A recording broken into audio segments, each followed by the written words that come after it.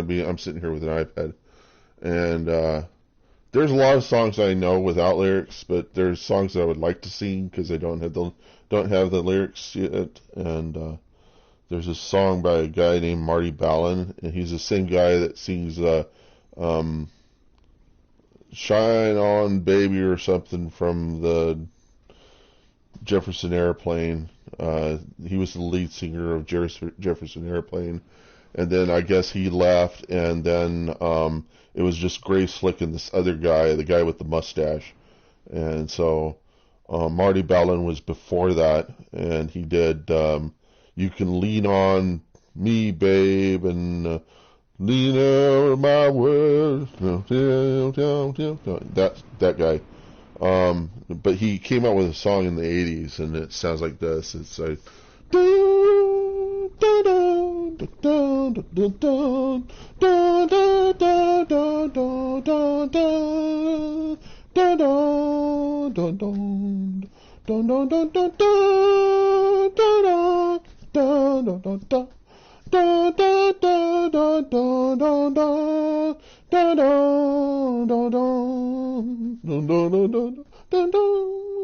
is everything alright?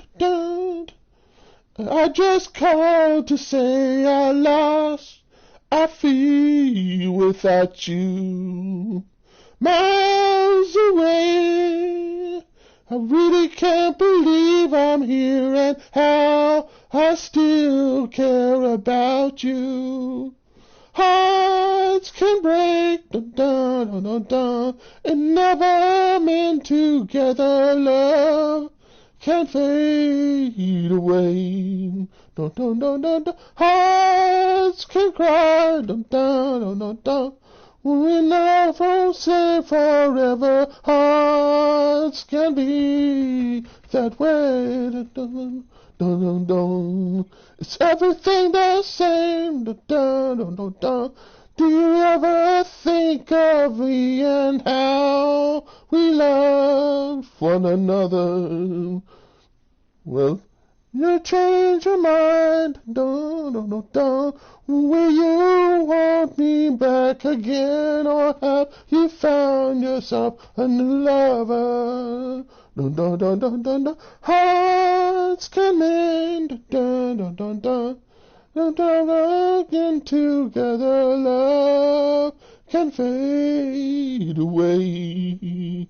Dun, dun, dun, dun, dun, dun. Hearts can cry. Dun, dun, dun, dun. When love won't stay forever. Hearts can be that way.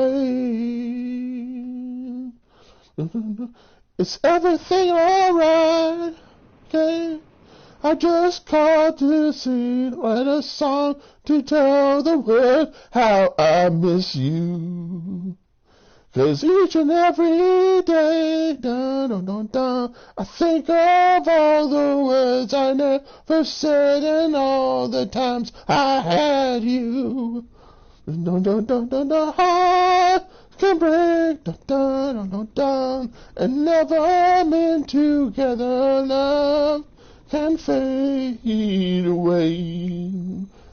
Dun, dun, dun, dun, dun, the hearts can cry, dun, dun, dun, dun, and love won't save forever. Hearts can be that way. Dun, dun, dun, dun, hearts can be that way. Dun, dun, dun, dun, hearts can be. Is everything alright? Dun, dun, dun, dun. Dun, dun, dun, dun, dun, dun, dun, dun, dun, dun, dun, dun, dun, dun, dun, dun. Thing that's remarkable about this song is it's the same phrase the whole way through, the same music the whole way through, but he chooses to end it on just this broken phrase where he just says, "Is everything all right?" And it's just kind of like he's just like waiting for this answer he's never going to get, you know. But it's a great song, and Marty Ballin, and he died like 5 years ago or so. And I picked up that song. I started liking it probably about the same time he died. I didn't even know that there was. I've heard the song before, and I was just like, wow, I remember that song. It was a pretty good song, and then it was just like, whatever happened to that guy,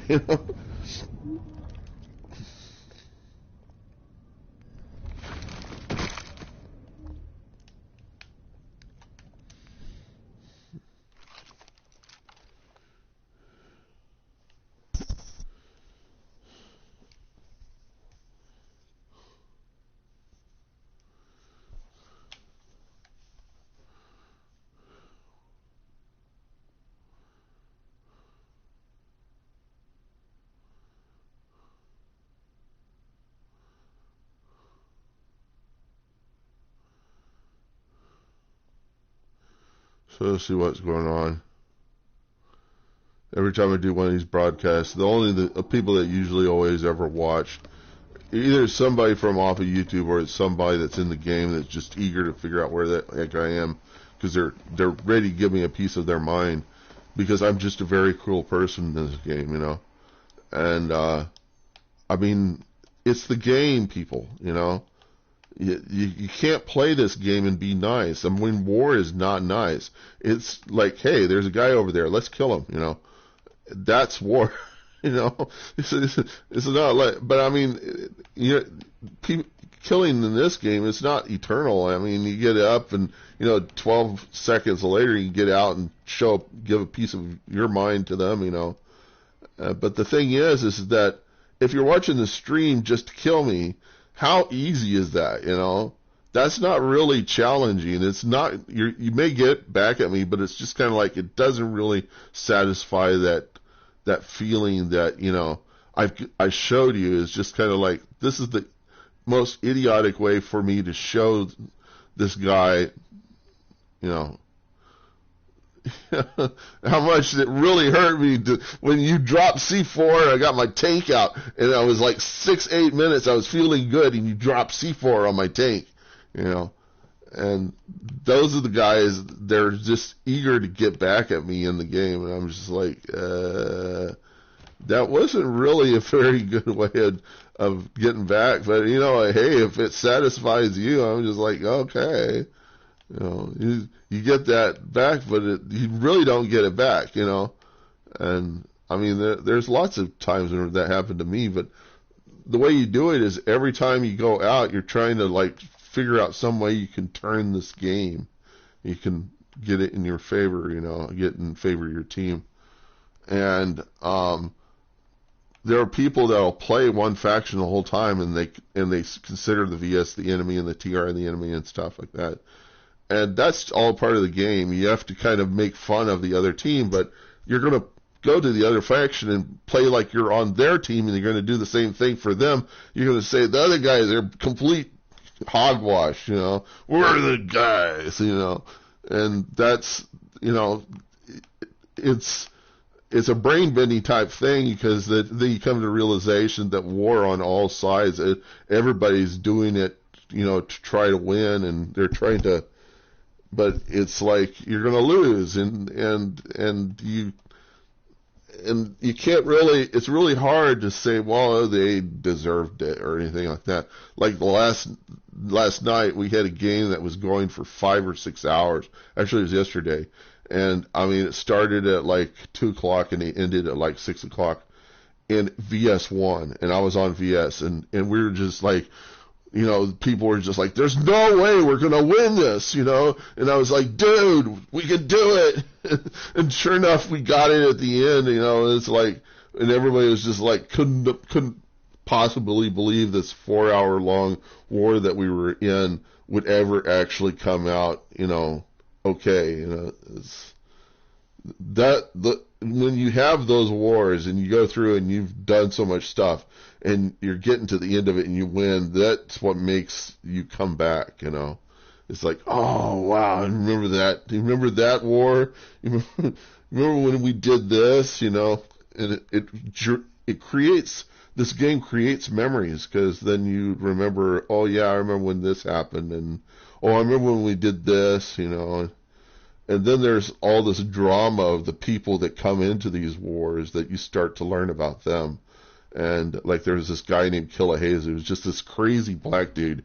And he had just these crazy things to say. And then when you listen to his life story, you start to think that your life is not all that crazy. And I mean, his big thing was that his father wouldn't smoke dope with him. And I was just like, what?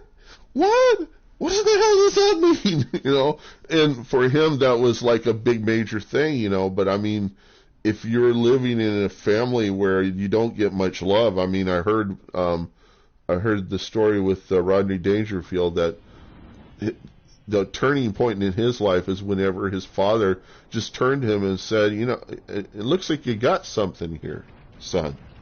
And I mean, my father's given me much more love than that, but that was like a turning point for Rodney Dangerfield. It's like just giving the acknowledgement, just a little bit of acknowledgement was just enough to give him validation for the rest of it, for all of his life, all of his troubles and stuff. He was just looking for that little bit from his father. It's really sad, you know. But for him, that was validation. I was just, you know. So you hear other people's stories and you hear that, you get the feeling that there are these families where you just don't see much. It's like a life of neglect, and then all of a sudden you get acknowledgement, you know. It's like, you know. It's a heartbreaker, you know. But if it weren't for Rodney Dangerfield, we wouldn't have Jim Carrey, because Rodney Dangerfield decided he wasn't going to go on tour because he wanted to raise his family right. He didn't want his family to end up the way that his family ended up. You know, him not ever seeing his father and his mother being neglectful of him all the time. He didn't want that. So what he did is he formed a comedy club, and he did his stand-up there. But then he would bring young'uns on, and he'd bring guys like Jim Carrey on. You know, and I think, what is his name? Louis Anderson came from there. So all these comics probably never make it anywhere else. They end up on his platform doing their comedy bit, and he's in full support of them. And he you know, polishes them up and makes them into these really great comics. And I mean, they were great comics before. It's just nobody gave them any recognition. They just need a stage. That was what CBGB's was. The guy who started CBGB's, he started this bar in New York City, and he was going to attract country, bluegrass, and blues. That's where CBGB's comes from. Country, so country, blues, and GB's. No, country, bluegrass, and blues. So CBG, bluegrass. So country, bluegrass, and blues was what he was trying to attract. What he got were punk rock performance. People that would get up on stage and just start playing their instruments, which is, punk is just a DIY concept. It's just get up on stage and play. And it was really to kind of counteract what was happening at the time, was people getting access to better recording equipment. And so the music that was being created at the time in the 70s was, let's perfect music. We just make really good sounding songs. But then there was that crowd that was really kind of liked the music of the 60s, where people were just getting up with instruments and making songs like the Mamas and the Papas and you know, the Louie Louie type songs. Those guys still wanted to make those songs, and they couldn't do it in the new industry because everybody was trying to perfect the sound of music. The Eagles and all these other guys, you know, Eagles, Steely Dan. Those guys were trying to perfect the sound, and they were not into creating fun songs. So the punk rock performers were the guys that brought that into the next era, into the 70s. And so you had the Talking Heads that would just like make up songs that the lyrics didn't mean anything. That was the whole idea. So each band determined what their stick was going to be. Iggy Pop was that you never created a song with more than 4 or 5 lyrics. I mean, 4 or 5 words. So, my girl, my babe, no fun. My babe, no fun. You know, and I want to be your dog. That was Iggy Pop's thing. I want to be your dog. I want to be your dog. You know, and the B-52s it was about their hair. You know, the way their hair looked. That was called a B-52, and they were trying to bring a little bit of the 50s and the 60s back into the, you know, the 60s feel to songs back, and if you listen to the B-52's songs, a lot of them are kind of just like trying to see what you could get away with in a song. It was really just they were comics, they were comedy. It was comedy, but it was kind of a flavor, a style of comedy. It was a certain style of something that harkens back to some certain style of the 60s, you know, that so you could just imagine that each song was kind of just inspired by something from the 60s or something from their youth. And, you know, Mesopotamia, there is a lot of mess in Mesopotamia. And then, you know, there's in that song, they're sitting there talking about something they don't know anything about. And it's like a kid that's trying to make sense of a book about Mesopotamia without actually being able to read the book. And so the kid ends up making a song about Mesopotamia, that there's a lot of mess in Mesopotamia, and then making it sound like they're very articulate and, you know, trying to make it sound like they're educated. So like a kid that would put on glasses because they thought it made them look smarter. So then after that, what do? How do you prove that you're smarter? By making sure your words are you know, syncopated, and you know, so they're really getting into playing on the idea of, you know, what a kid would do to try to prove that they were smart without actually being intelligent, you know. Because it's funny what kids will say, and they do stuff like that, and they have songs where they imagine what it would be like to counterfeit money, you know, and says we're learning to print, all of it's hot. We got $10, $20, $50, $100 ready to be spent. We go out and we try to pass that trash, and you know, that's B-52s. So those bands are punk bands. The Talking Heads manager, I guess, was the guy that said, coined the phrase, the new style called New Wave, and the purpose of that was so that the punk bands could get in to the next era of music without being labeled as a punk band, so they could try to do something different, so change their music a little bit, and then kind of like maybe merge in with the people that were already perfecting music in studios. But David Byrne ended up leaving the Heads because his claim is that he wanted to go other places creatively, but he couldn't because he was held back by the limited playing styles of the people in his band. And I thought it was really just a big cop-out, because the thing I don't think David Byrne understands is that to make good art, you have to have limitations.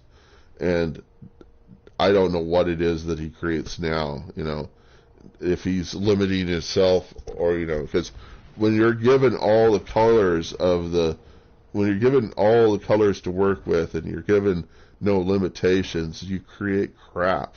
You don't create art, you create crap. And that's, I mean, people just do not do well with having access to everything, you know. It's the Human League didn't have a ton of synthesizers to work with, but they wouldn't have produced the kind of music they produced if it had not have been that they were limited to like 3 or 4 voices on a synthesizer, you know, or having monophonic synthesizers. if they hadn't have had just those monophonic synthesizers, they wouldn't have produced the kinds of tunes they produced. And those tunes are so special because they had those limitations. But as they got later on in their, they produced more music, but not more.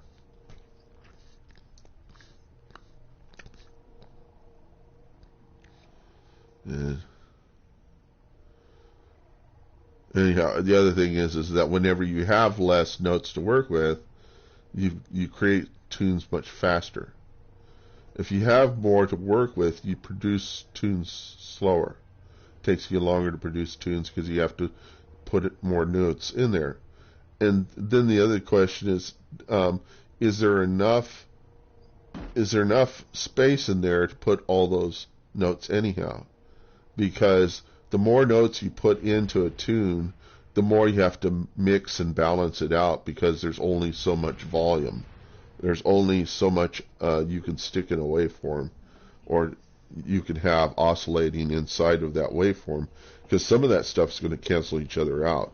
That's what sound engineering is all about, is how to figure out how much sound you can stick in to a song, and it's easier when you got less notes. When you got more notes, it's a bigger pain in the ass. Okay, it's harder to make the sound work. So I'm gonna redeploy.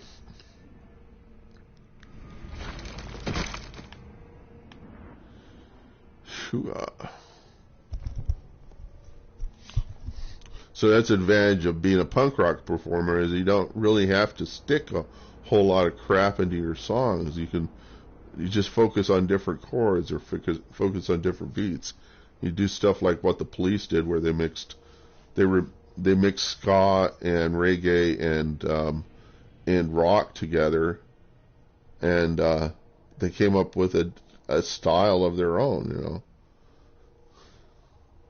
I called you so many times a day, and I guess it's all true what your girlfriends say, that you don't want to ever meet me again, and your brother's gonna kill me and he's 6'10". I guess you call it cowardice, but I'm not prepared to go on like this. I can't stand losing. I can't stand losing. I can't stand losing. Yeah. I can't stand losing, yeah. I can't stand losing, yeah. I can't stand losing, yeah. I see you sent my letters back, and my LP records said they are scratched. I can't see the point in another day when no one listens to a word I say. I guess we call it lack of confidence, but to carry on living doesn't make no sense. I can't stand losing. I can't stand losing. I can't stand losing. I can't stand losing. No. I see it. And this says, what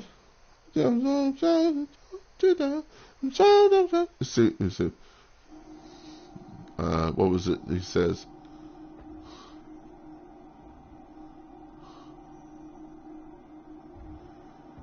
I guess this is our last goodbye, so I won't get and I won't cry, and you'll be sorry when I'm dead, and all this guilt will be on your head. I guess you call it suicide, but I'm too full to swallow my pride. I can't stand losing. I can't. It's a great song, and that's the Police. That's Sting and the Police. That's where he started. It was with that band. And before the Police, they had the name Strontium-90, which is like a nuclear isotope or something. But then they became the Police. And let's see, okay. And if you ever see the videos where they're like videotaping Sting in his early days, he has this wild look in his eye, and it's like I haven't met my market yet. I'm almost there, you know. It's like he wants something more. He's so hungry for attention, you know. And that was Sting, you know. And everybody that worked with him said he just was a complete asshole, you know. He was hard to work with because he wanted so much to be a success, and he got to be a success, and then, you know, his band would end up playing with him again, but it was kind of like, they were just kind of like, he didn't ever change. The guy's still that stupid asswipe who just wants to be popular, you know, and just wants to be in and stuff, you know. And that's just a problem with people that want to be celebrities. They want so much to be celebrities, and once they're celebrities, they're like, I want my privacy back. And it's like, dude, you sacrificed your privacy for being here. And then it's like, oh. you can't keep anything, you know.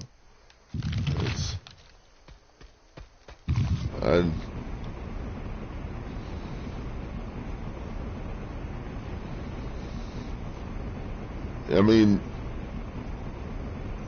the fantasy of celebrity, it would be so much better to be kind of known, but then kind of not known at the same time. And I feel like that's exactly what's happening to me, is that I'm kind of known, but I'm kind of unknown. And that's valuable, because in that way, I have my privacy, but then I have that fantasy of being popular, you know. It's not, I know that I don't want it. I want it, but I don't want it, you know. I want the fantasy, I don't want the reality, you know. So the fantasy of being popular is much better than the reality of being popular. So that's what makes it easy for me to talk on these things. Is that it isn't real, you know. It's the fantasy of being popular. It is much more valuable than the reality of being popular. Because of the reality of being popular, you have to be what it is that made you popular. And with the fantasy of being popular, you don't have to be who you are. I mean, who you set out to be. You can be whatever the heck you want to. And every kid has that fantasy. Every kid gets to play out that fantasy. They don't have the reality of the person who has to be popular, you know. So that's the idea, you know. There are people who end up doing what where the hell am I? Okay. It's like the flag's supposed to be, there's supposed to be a drop here. Oh, I'm going the wrong direction. So you go down here, capture the flag. The only problem with these stupid glasses, the infravision implants, is that they call them implants, but I'm just like, where the fuck are they implanting this? You know, is it in your brain, or are they special lenses you put on your eyes, or what, you know? But really all it is just things we can do with a computer, and then we have to make it sound like it's something that's a biotechnology or something. So the infravision just makes everything gray, and you get some color, but it's mostly gray, and so you can't really tell what anything is, you know. You can see more than everybody else, but that you don't get much color. So they were like, I mean, what you're seeing here is what's called it's called a shader. It's a rendering, it's a rendering trick, and so it's something that occurs in the graphics subsystem. And so they got this little function that just takes in the rendering and then does some image processing on it, and that image processing makes it gray, and, you know, gives the sky a certain color and stuff, you know. it probably cuts down on the interaction. It makes things a little slower. But the advantage of it is that you can see things that nobody else can see. Like you can see enemy from far off. You can see like people getting out of vehicles and stuff. But that's all you can see, you know, from far off. It's just the human forms and stuff. And that's the reason why I like it, is because it's not so easy for me to pick out people in an image. As you get older, your eyes become less sensitive to things like motion and detail, and so you need something to compensate for that, and infravision's perfect for that. It gives you back what you used to have, you don't have anymore, you know. So,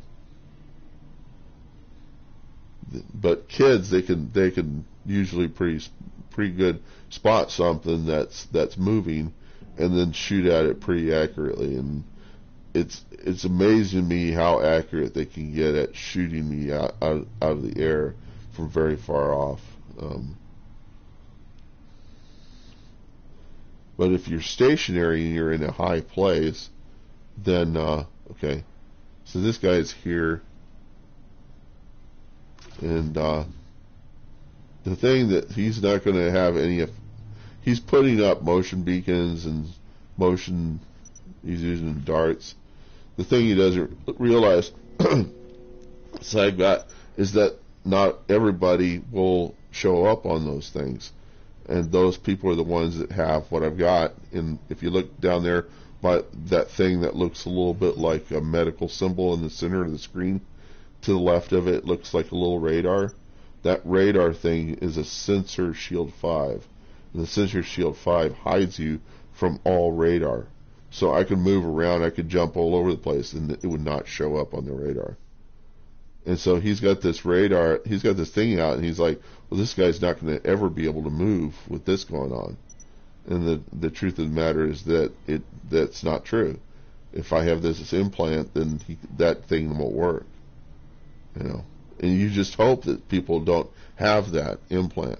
You know, that's how you get away from being tracked. And it's necessary if you're going to go out and. So this guy is likely not going to see me. I'm just sitting on the roof, but if I'm stationary, unless I'm moving or doing something, if I shoot at him, then I've ruined the illusion, and they will see me. You know. So.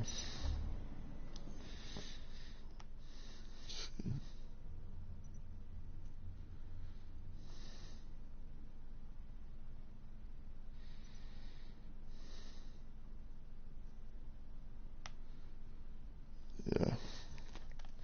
Then you get somebody down there. I think that's how the game starts out, is that much is getting taken or something. I'm going to have to warn him.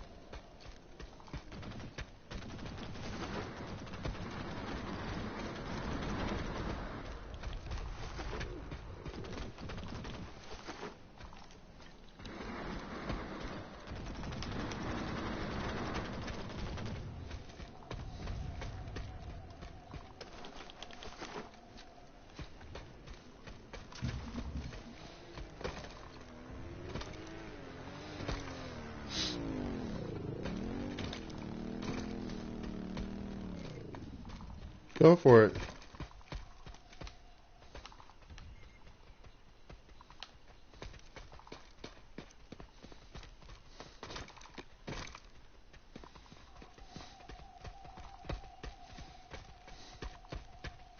Yeah, I always forget about something. Let's see.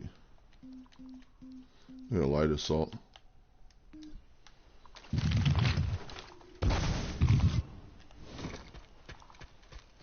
See, they're not taking the next. Should take the next site, and I'll take X tab.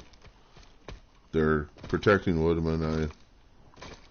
They don't. They're just interested in keeping Woodman. See, we could take Woodman, Moss Ridge, what is it, Bunker, then Omega, and we're at their warp gate. It's a very quick take. I mean, it doesn't take all that long to do it, to warp gate them. It's just that nobody ever does that, they go up they do the slow way, and they go and flank it on the right, and the reason why they do that is because when you got a large team, you want to keep people together. You want to keep them taking bases over, But the thing is that if you're like in, say, an air vehicle, you can hop these bases pretty quickly. But then you're vulnerable, because air vehicles are vulnerable. And so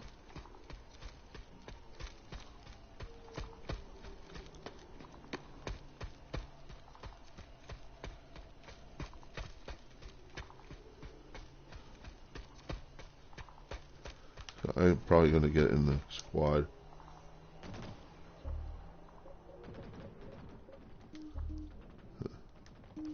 There's only one squad. It's one squad. Yeah, oh well.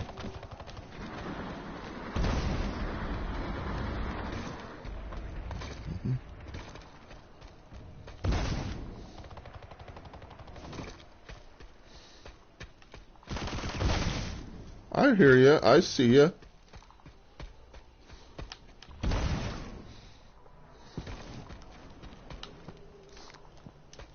He's probably got infravision. I don't have infravision. Ah.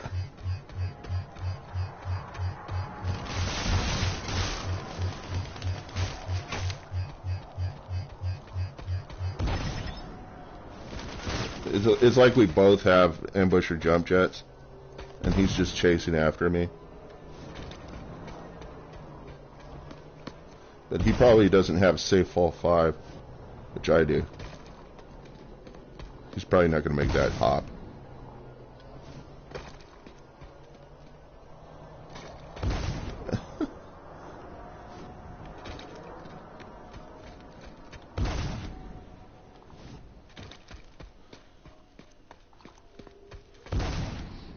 Okay, I'm going to go get some infravision.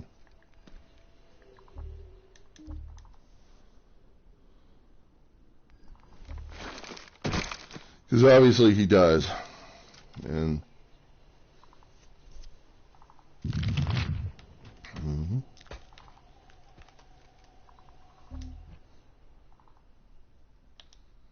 think it's one step down, yeah.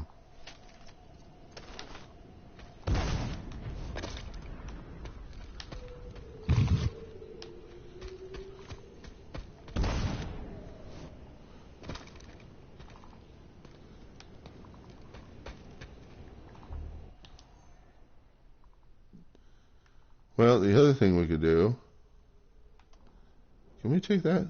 Oh, we can take, if we could take Woodman, then we could get Moss Ridge.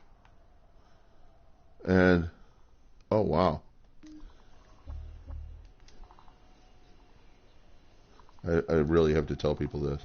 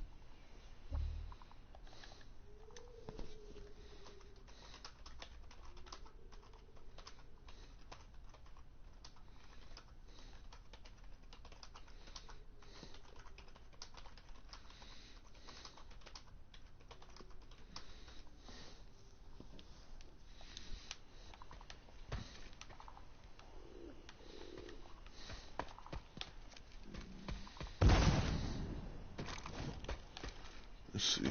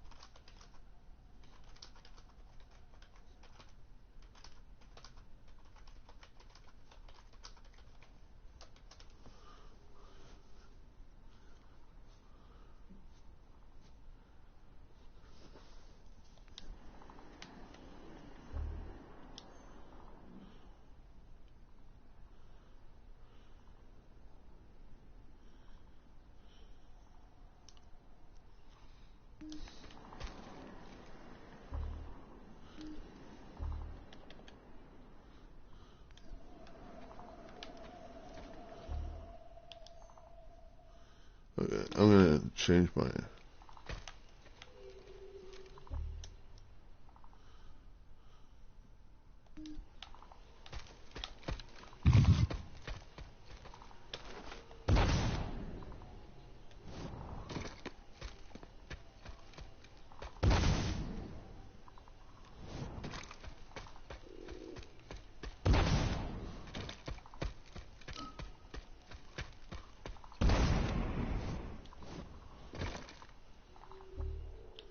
Dude, where are you putting your flag? Where's the flag? Where the fuck? He's putting the flag like somewhere the fuck up here. Where is it? Back. Where the fuck? Ah. Why TR? What's so big about TR? Oh, NC, I see. I would go for TR.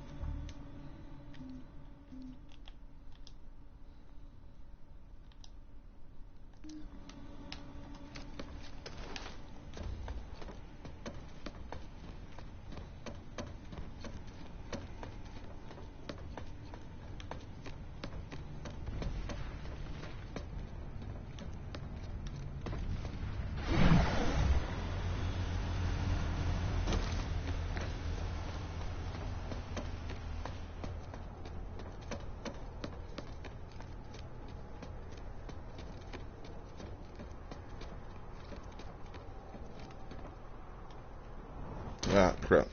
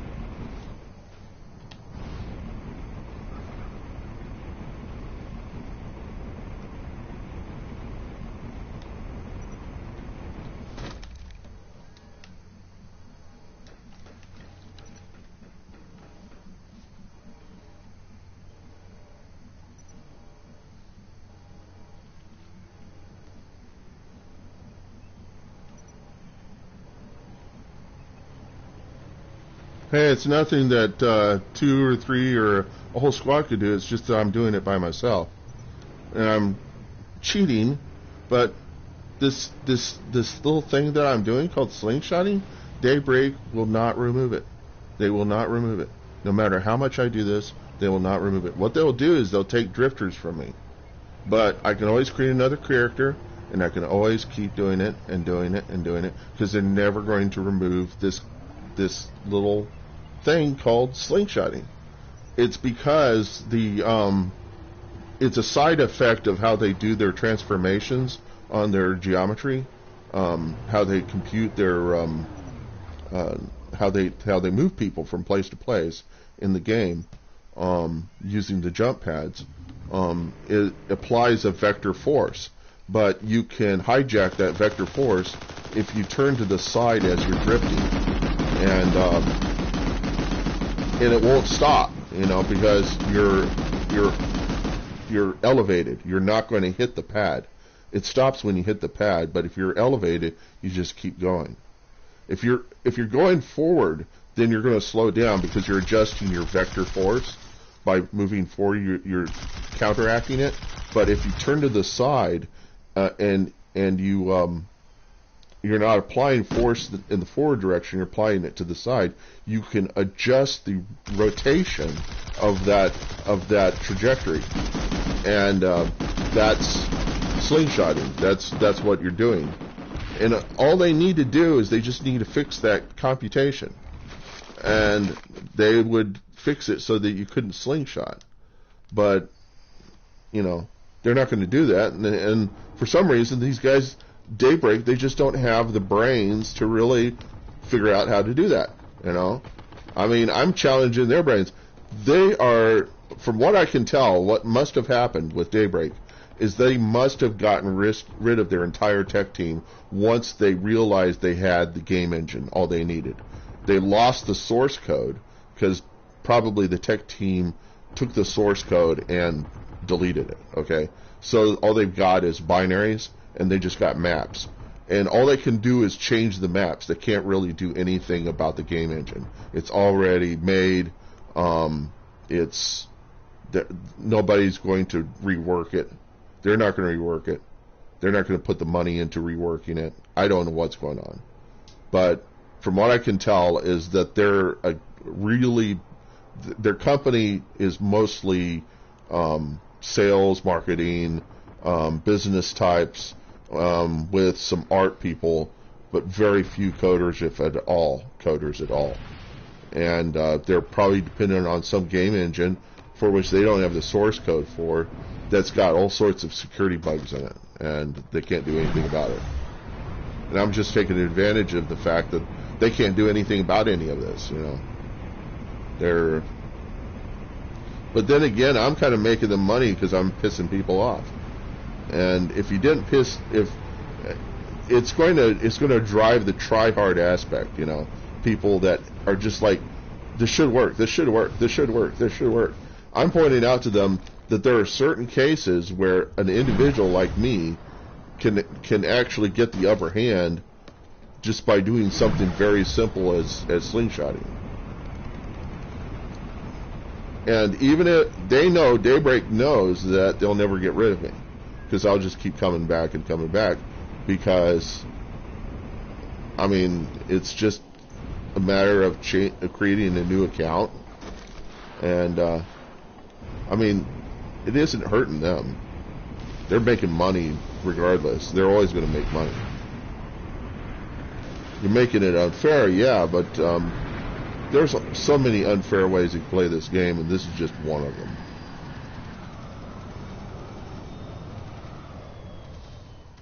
And one unfair way you could play this game is you could have several squads, and then just go around. You could be calculated. You could have snipers that would just come up and take a base, go away. I mean, and you could have Sundays that are far away, that are out of. I mean, there's a lot of strategy here. That what I'm doing is I'm just trying to get the ball rolling. I'm trying to get the battle going. I'm trying to get everybody here, because everybody's out on the flanks and they're trying to flank the enemy. And I'm just telling them, we need to go cut through the center. The idiots are in the center, but so are the shorter links. The shorter links are in the center. You know. That if you notice, the edges of this map look like the northeast portion of America. Lots of towns, very short distances. It's great if you live in such places, then this probably makes a lot of sense to you to do this thing. But if you live in the wide open spaces of Texas, this is what it's like in Texas. Fewer bases, longer distances. Now, if you go through this, if you take an air vehicle, you can get through this pretty quickly. And so it's just, from here, it's like 1, 2, 3, 4, 5. You're warp-gating. Here it's 1, 2, 3, 4, 5. You're warp-gating them.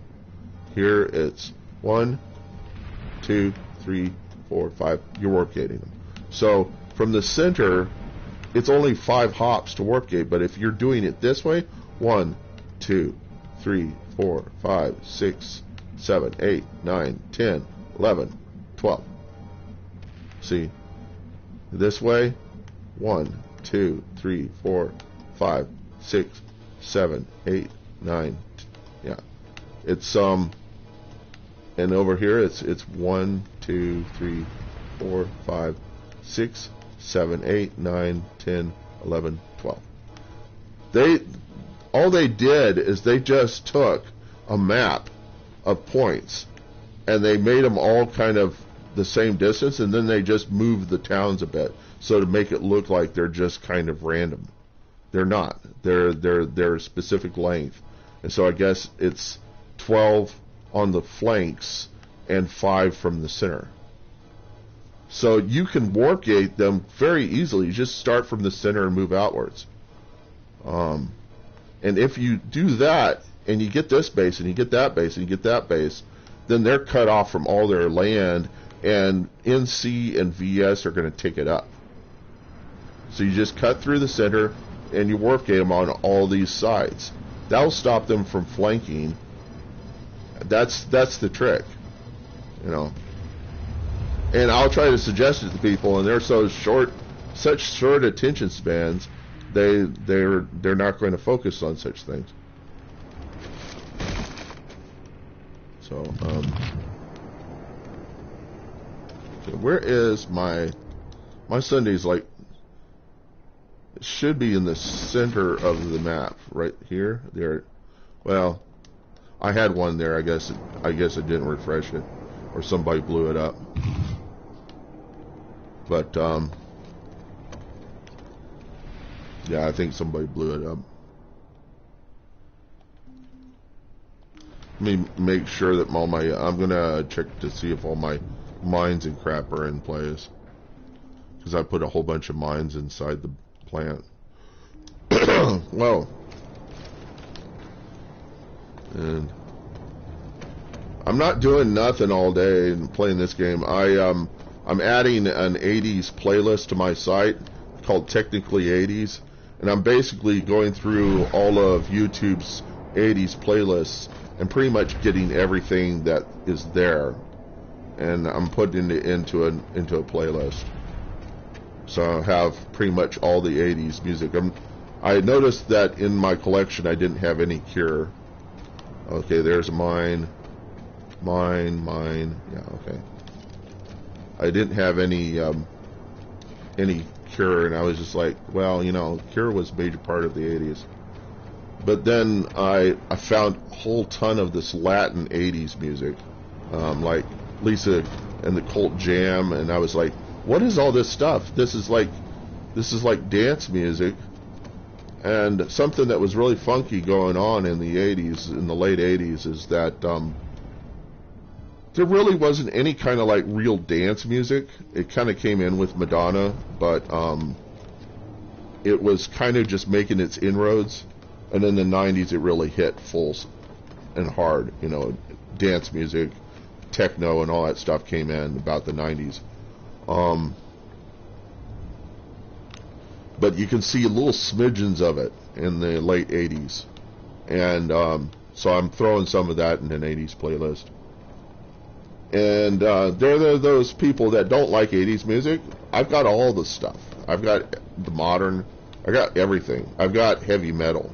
I've got thrash. I might even put in some death metal. You know,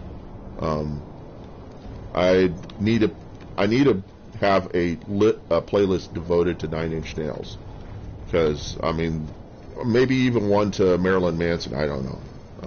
I've got one to Green Day. I've got one to AC/DC, because a lot of people wanted me to do AC/DC stuff. So, and 2,000 people are hitting that every month. 2,000 unique hits. So that means that I'm probably getting a lot more than just 2,000 people. It's probably more like it's just growing 2,000 every month. And it might reach, 20,000, 30,000. I really don't care, but I set up another server just to take the overage, and it's set up in Europe. And the whole thing's only cost me about $300 per year. I mean, that's freeware for you. It makes things really cheap.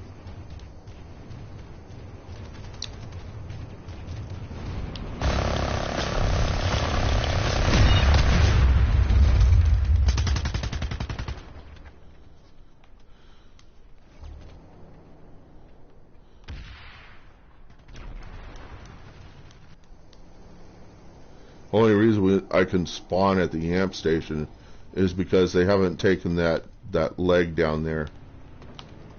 And so, let's see. So everything is going to get really fun here, because it looks like we got NC, we got TR, and VS all in one place. It's going to be a lot of fun here at XChat. We're going to have a lot of fun. And it all started with me, with a little bit of me cheating, because I'm just trying to get people pissed off, And that's what starts really good battles, is people getting pissed off, that they couldn't take a base as quickly as they thought. They get surprised, and then they call their friends over and they say, I need more help. And they're like, no, we want to flank them. And you're like, no, we need more help. We can't take this base. It's impossible. This guy keeps doing this crazy crap, And, see, we got one of our guys over there. And what's going to happen is somebody's going to come through and they're just going to get upset. And they're going to come in with their vehicles. And I need to put up the big proxies, the tank proxies. I put some of those in the center to counteract that, because that's what's going to happen. They're going to get pissed off. They're going to come in and they're going to say, and this has already happened once, and I had mines there for them when they did that. See, you have to think ahead, or you have to watch my stream. In either case, you're going to have to, and this is what you do, because they're going to be moving in here gung-ho to get to the center. What they really want to do is stay on the edge, because then you want your guys to be able to get into your vehicle and get out of the vehicle. That's how you get your people inside the plant. You put your vehicle inside, then you run it up against the wall, then people jump in the vehicle and jump out, and that's how they get inside the plant. But they don't think of that. They're just like, oh, let's get in the plant and get on the flag, It's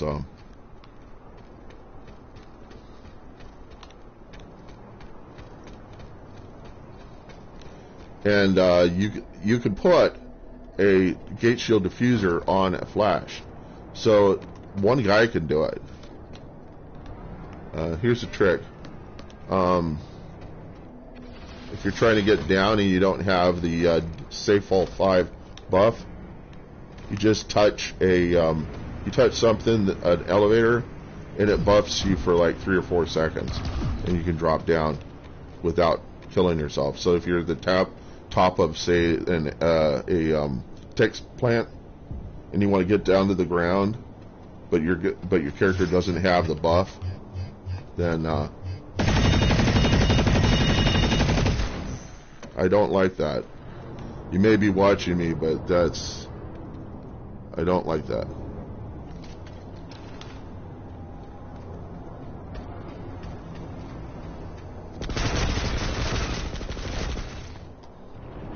See if you can follow me after this.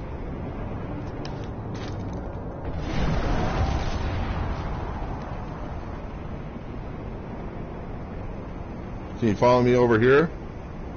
Do you know how to do this? It's easy. I'm showing you how to do it.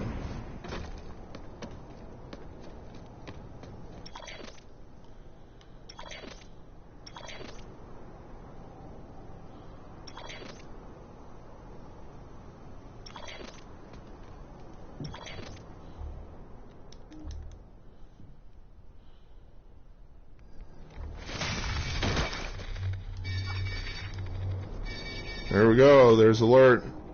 Everybody's well pissed. That's how you do it. And then we have to do it. We have to go over there and do it on the other side. How do you make an atomic bomb? Pressure and time. Applied. How you create pressure and time?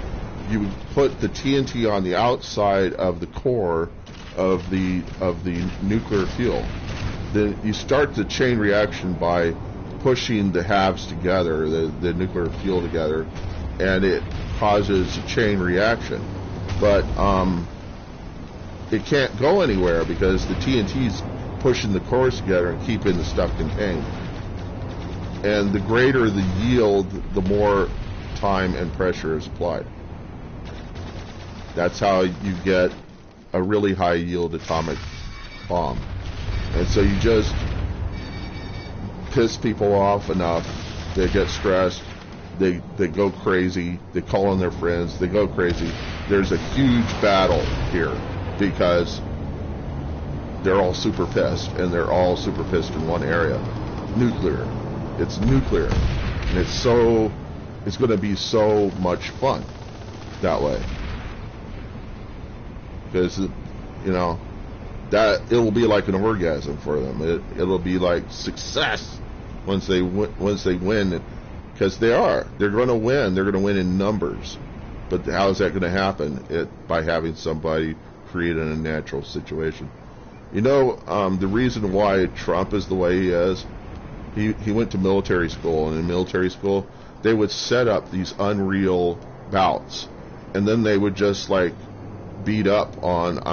They would create these unreal bouts between people and determine the hierarchy based upon how much, who could win, But all I'm doing is I'm just creating this unreal, this bout, this kind of really,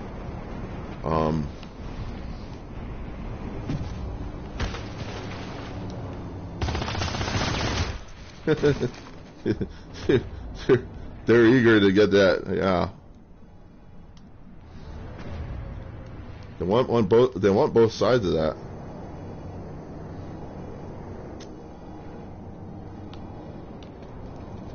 Okay.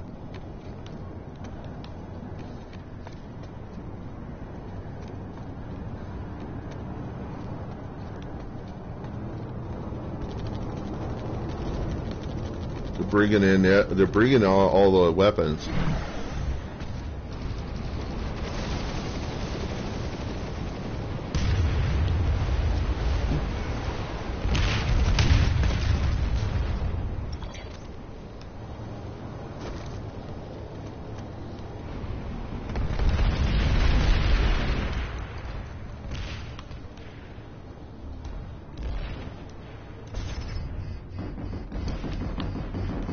Well,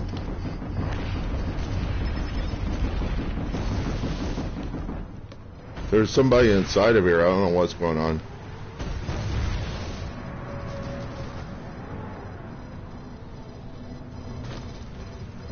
Oh, you know what a fun thing is?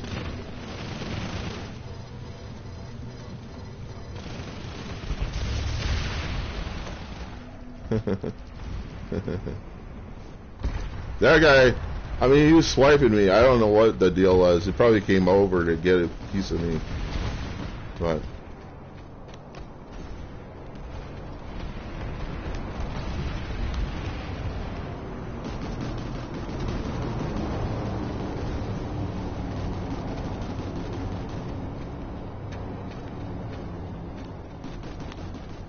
let's go over here. It seems like the TR is weaker on this side.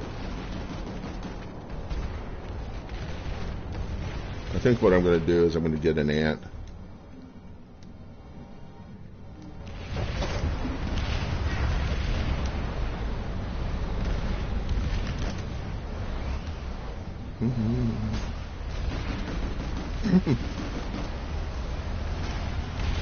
So the idea here is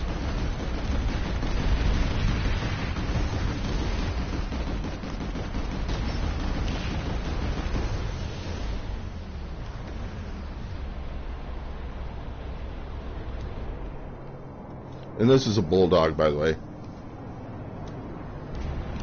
I better move a little bit away from my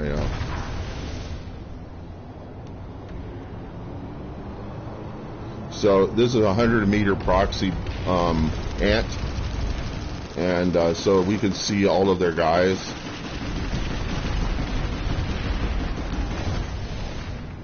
And if they bring a Sunday in here, then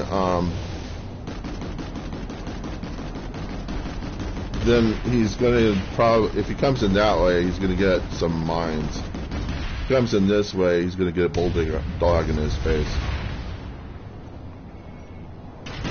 The thing to do, and how you counteract this, is you get a flash.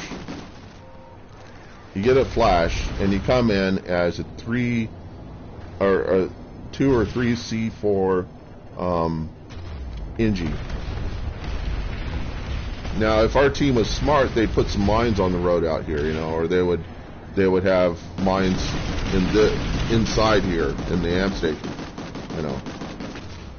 Put some mines, put like 3 mines over here, and then 2 or 3 in the center, and then another 3 on the other side, because they're going to come up. You can't put mines on the tank spawns. And you don't want to, one way that you could get the mines inside the tech plant, but it's really chancy, is to throw EMPs at it. I almost never see people using EMPs for anything. And they're the greatest weapon there is. Because with EMPs, you can use other people's mines against them. So if there's like mines all around a Sunday, and if you see an Invisi Sunday and you see that there are mines around the Sunday, then you just wait a little while and you know there's going to be several people there. Toss EMPs at it, blow up the mines, you get all the people, and then your light assaults can come in and take out the Sunday, Invisi Sunday, whatever it is. But you got rid of all the Ingies around it, you know, because they were throwing mines out there before they, you know, it was really stupid that they did that in the first place. But so these guys are like all over this. Are we doing anything to fix these? Yeah, that guy just diffused that shield. We need someone to fix the other shield. I'm just going to sit in this because there is enough people here that I probably wouldn't have a chance to just move around and get all the shields. And plus I need to cover for the chance of that one person that's going to say, fuck this, these shields. I'm just going to gate shield diffuse into the center, which is the reason why I have mines here and the reason why I'm a bulldog ant and I got proxy and all this shit. And this guy is probably see that, and he's waiting for the shield to come down, because I don't think lightnings have gate shield diffusers on them. And I could, if I wanted to, you know, I think I'm it doesn't matter.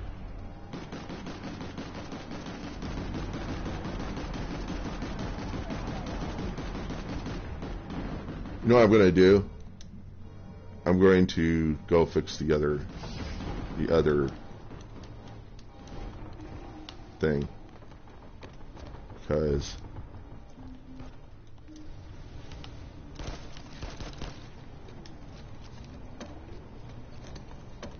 the great thing about fixing them all is then they're stuck inside, and if you're lightning, you don't have a gate shield diffuser, you can't get out.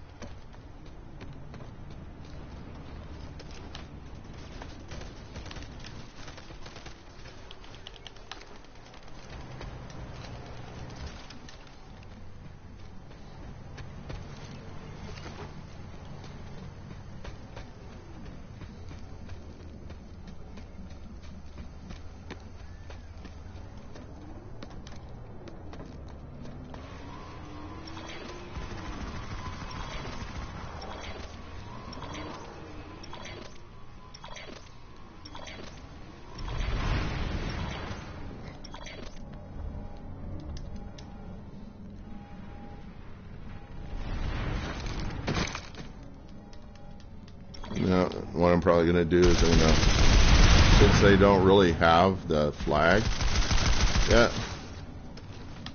I'm going to go and do my slingshot thing and take the flags they think they have. It's just time and pressure. Just time and pressure. We'll get the entire faction here.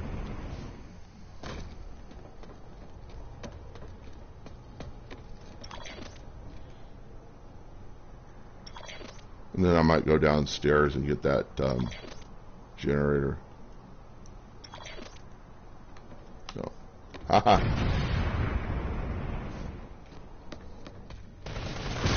Uh-oh.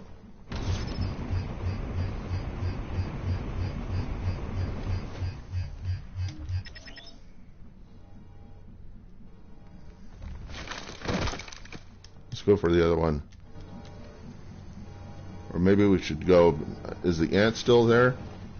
Yeah, I could probably go for the ant.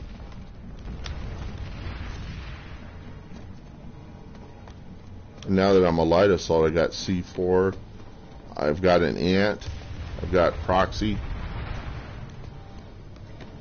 I've got tank mines in there.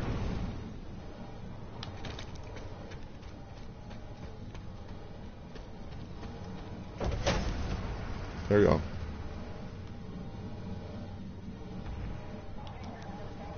Oh man, I forgot to put, I'm gonna fix that right now. Keep forgetting to do that. My ant, this guy doesn't have threat detection on him. Oh, he does. Well then, oh, it just never got applied, I see. Okay.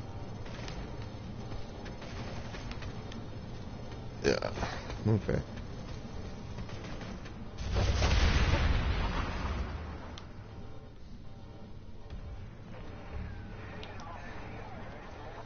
And you see, they're so distracted that we're just like taking up the rest of the map. Isn't this funny? we're got practically, it's because they're all focused on, so for the want of a nail, you know. I didn't expect that, but you know, it's happening. Look, and pretty soon, I'll just let them know because they're probably clueless. Oh, NC.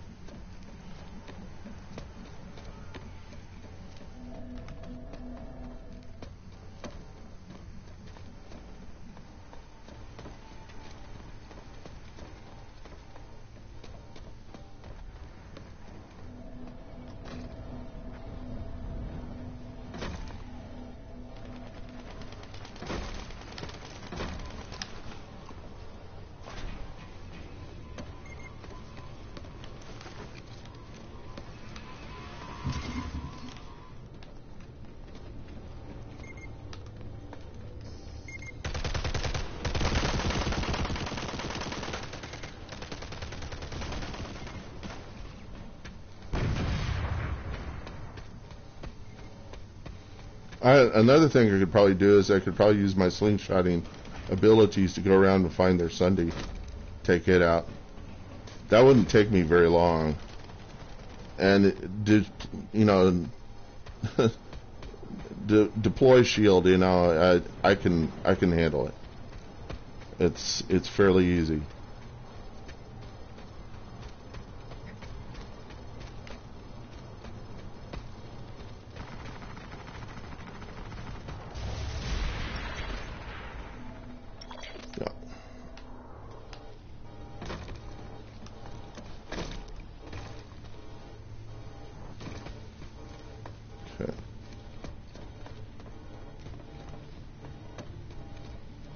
So the thing here is infiltrator, or well, no, not an infiltrator.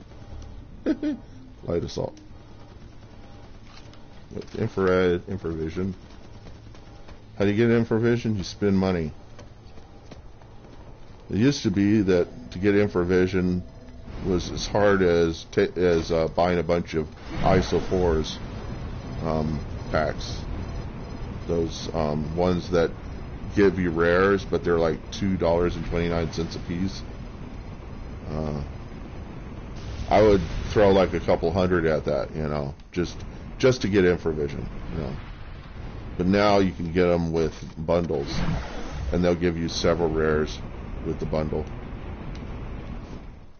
And people say, how does it feel to like sell out, And I'm like, dude, these guys are making this game and you're not spending anything on it.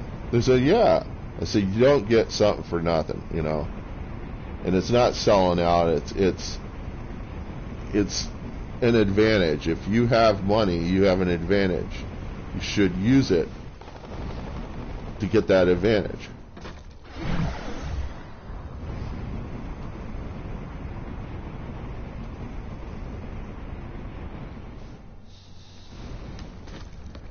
See, they got numbers, you got money, and that's part of the reason why, I don't know. I didn't call myself Batman for that reason, but people revealed to me that is the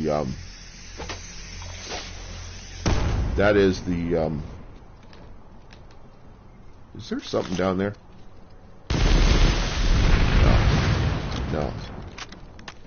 Let's see if I can find their busy Sunday. The way to do it is to get the ant and go around and look for a hot spot. No, that's not it. So you just go and you just check the it's probably back here, like here somewhere.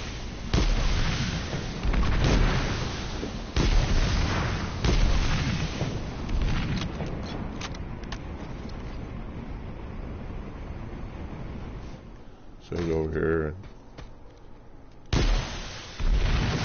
So you can't tell with infravision. It just shows up black. And so the only thing you can do is just take single shot rounds at down each silo and see if you hit something. No. I see it. No, I don't. Thought I saw it. But I think they're now not focusing because I just told them that we're like warp gating them. They're like, oh shit. See, we're pretty much warp gating both right now. And it was because of all their focus for the want of an L, for the want of X-Tab. They were focusing all their attention on that. And we were warp gating them. And I was doing the good thing. I was telling them, look, we're warp gating you right now. Can't get distracted by this one little thing.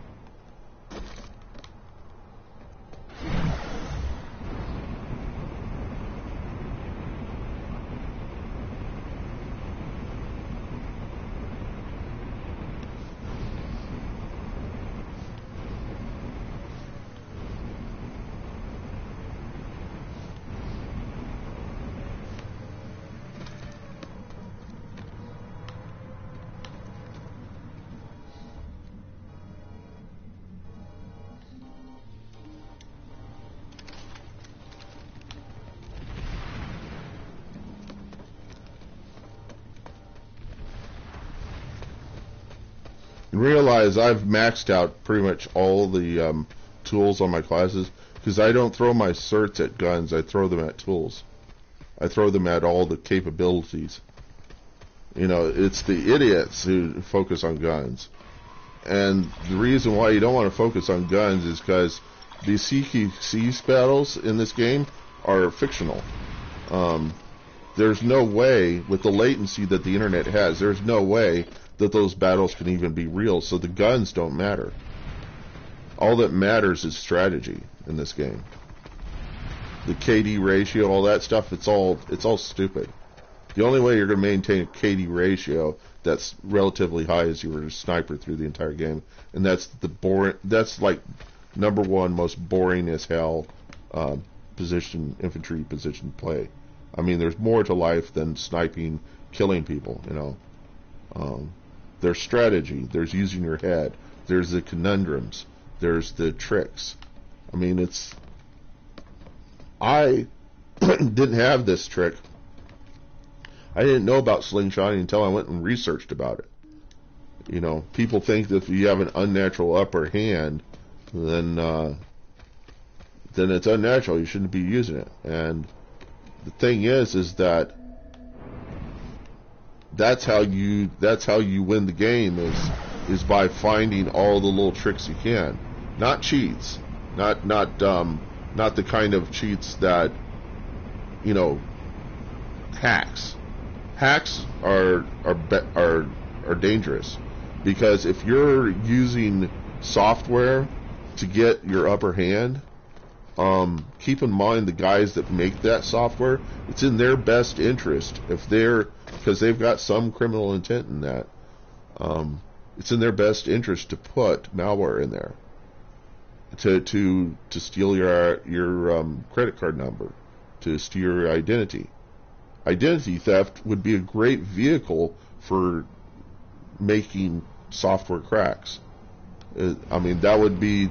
See, I think about strategy, and part of my strategy is to help people avoid becoming vulnerable, you know, and to help them realize that there are vulnerabilities that you can get into, and that is by installing software that you don't understand what it's doing, you know, and you're trusting something to work for you, but it's going to bite you back, and you gotta avoid it.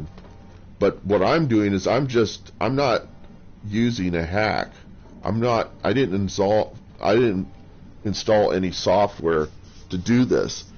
It's just an exploit, something that exists in the game that the software developers of the game, or the people that are making the game, aren't going to fix. And I've told them over and over, fix this, fix this, fix this, and they won't fix it. So I just keep exploiting it, and I keep telling people about it. And people just like, oh, that's gay. And I'm like, yeah, but it works. It works so friggin' well. And I just point out, and I make these videos, and I'm just saying, Daybreak, fix it, fix it, fix it. And they're not going to fix it. All they'll do is they'll just disable the drifters from my account, and I'll just start another account. They're going to make money off of me creating a new account, because I'm probably going to buy into that new account. But they do have to admit that I have a way of changing the course of the battle, and not everybody's going to know what I'm doing to the battle, such the people that are watching my stream, you know. And also, they don't want to give me too much attention, because I'm explaining to people that their guns don't matter. The money they're throwing at their guns don't matter, because you can't get the kind of experience that you desire over the internet. It can't work, and it's the reason why there's no other MMO first-person shooters out there. It's because they can't work. But Daybreak's just saying, well, even if it can't work, there are people that fantasize about it who are going to buy into it. So we're going to take that. We're going to create a market there, even though it shouldn't exist. It can't exist. We're going to put a market there. We're going to make a market there, because we're going to satisfy that market. It's what pornography is. It's fantasy. Pornography is just fantasy. People think that somehow there are women out there that like giving blowjobs, and the truth of the matter is it's basically what you expect it to be, is it's sword swallowing. You know, it's meat-based sword swallowing, and they're doing that because they're going to make money off of it because it's so pleasurable for men to see women's faces in places they don't belong. And that is the problem with pornography, is it's pure fantasy. None of that's real. Nobody gets any pleasure from that stuff. They pretend to get pleasure from it, but it's just like wrestling. These wrestling shows that people watch, they think it's real, but it's all put on. People find out in the slums, in the poor neighborhoods, they find out that there are things that you can do that make money, and it's really just fooling people. It's just deception. And so you make money off of deception. People are going to spend money for fantasies. You write books. That's an easy way of doing it. You could make a game like this and people will sit there and bicker about their guns and say how, you know, OP the Brazilians are because they have this poor latency and it's giving them the upper hand. And there's so many conspiracy theories around this game, and people just won't address the elephant in the room, and that is that the internet is not going. No matter how good your technology, a nanosecond's always going to be a foot. The speed at which this information moves is not going to get any better. I mean, you could put fiber optics in there, but still it's a nanosecond per foot. And so how many feet is it between you and your friend? If it's 1,000,000 feet, or if it's 100 feet, 100,000 feet? Let me see. Okay, a mile's 5,000 feet, right? So 5,000 to 6,000 feet. So 100 miles is 60,000, 50,000, you know, somewhere in that range. And then so that comes out to be about 2-3 milliseconds or so, because a millisecond's like a thousandth of a second. So it's like 6 milliseconds, and you only got about 100 miles. 200 miles, 10 milliseconds or so. You can make it go. I'm guessing, you know, but I'm just like, those hops, those internet hops, that's the fastest they can do, and those milliseconds count. I mean, 100 milliseconds is a tenth of a second. And so, yeah, they're starting to. I'm following. I'm sitting here talking, you know, and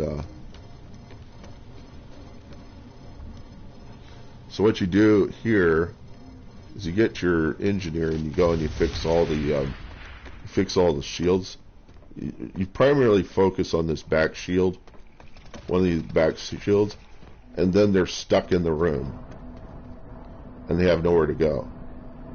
They're sitting ducks. And so you go up here, go down here, and you fix it.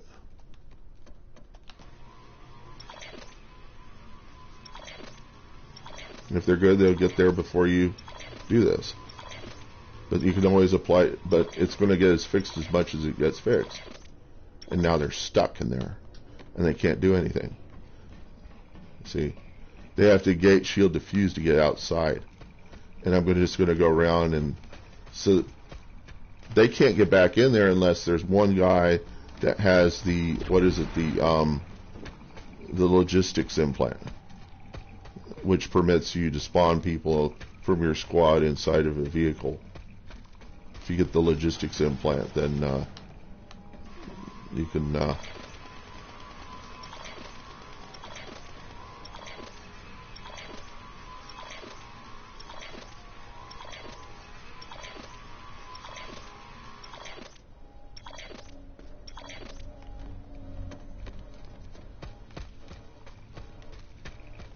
I don't think they realize how easy it is for you to fix these. It's just, you just take a tunnel in the back of your, yeah.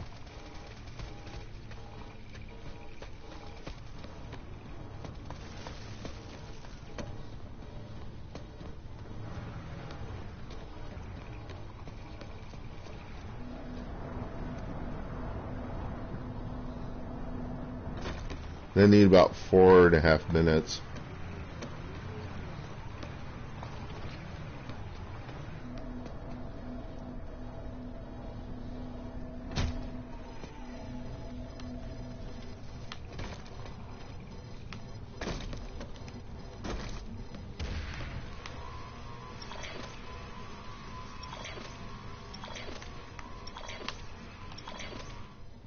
Haha.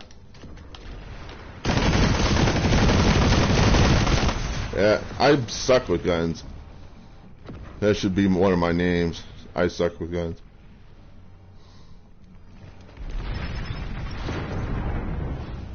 So, this is another thing I would do here. So they're having a hard time figuring out who's up there. So what you do is you go down into the tunnels and you place one of these guys. There's a lot of fun things you can do here. So I go right to about the center. I dump that there. Okay, now we'll know where the guys are, the bad guys are. They're already turning the flag. But if they had placed mines, say they had placed mines inside the at the flag. So I could literally just do this. And that would take care of all the mines that are at the flag. I did that one game and a whole bunch of guys died that were sitting up there.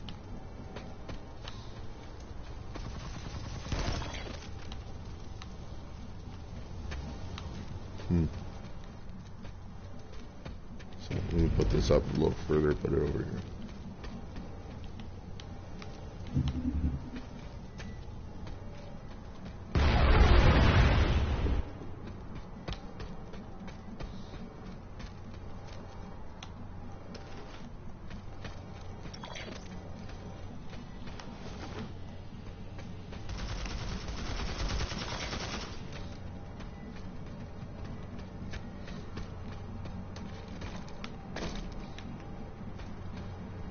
Just gotta have the right tools. Just takes tools.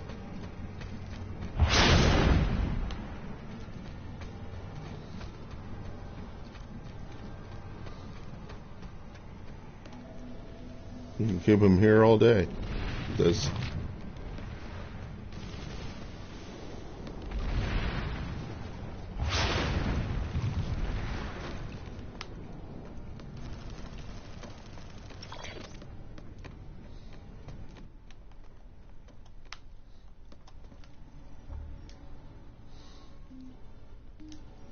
And now I have to go looking for Sundays.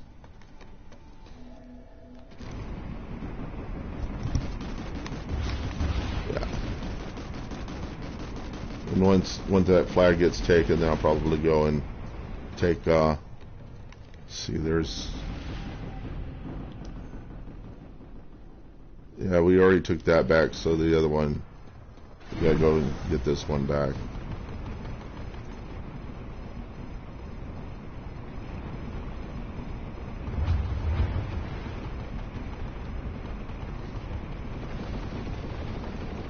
And we got somebody there already. I'm gonna go over here and just kind of hang out.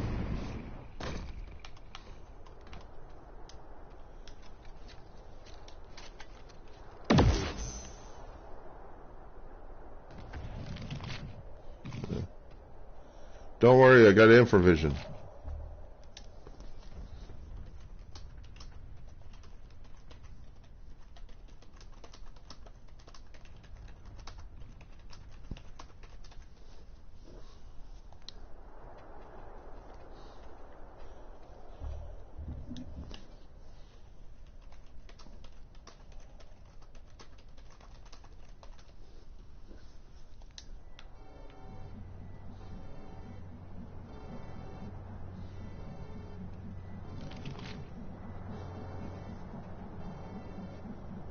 Yeah.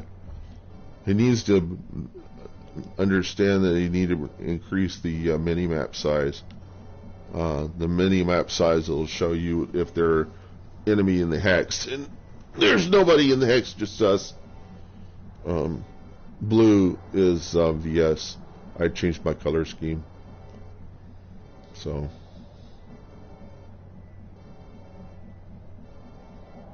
I'm gonna go and see what you guys, somebody threw some chats in, and I'm sure it was like, you fucker. It was probably something like that, you know. It was like, you fucker, what you just did, that's just awful, you know. And look, I'm just exploiting something in their software that they're not going to fix. Update, yeah.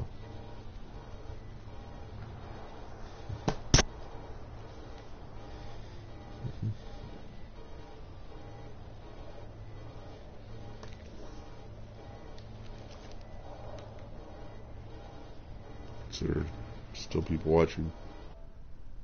Yep. 3 comments. But I turned the comments off so I can't see them.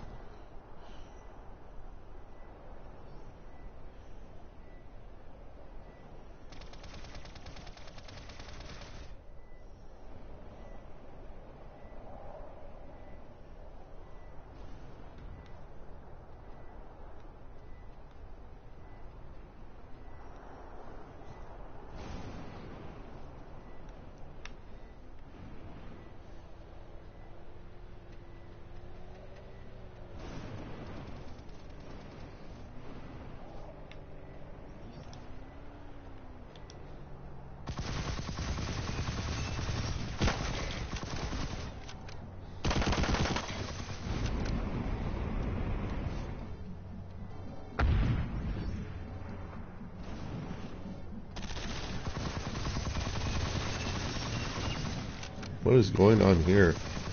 It looks like, oh, it's, yeah.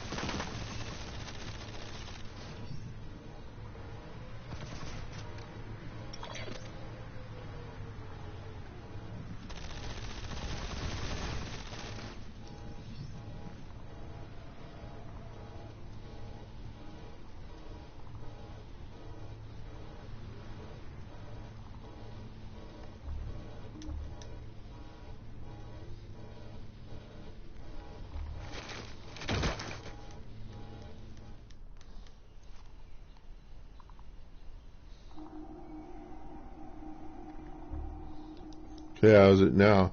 Oh, man.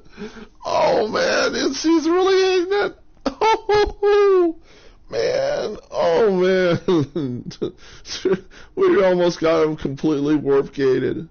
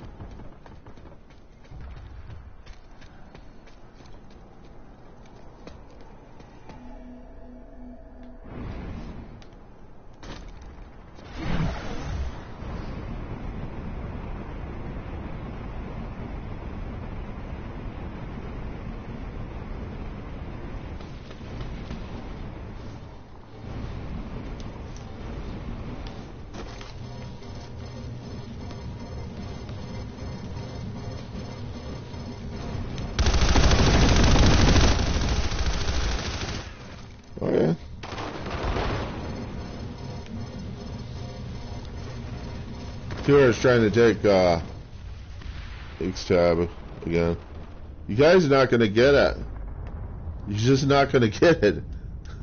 You're going to try. You're going to try hard. You're not going to get it.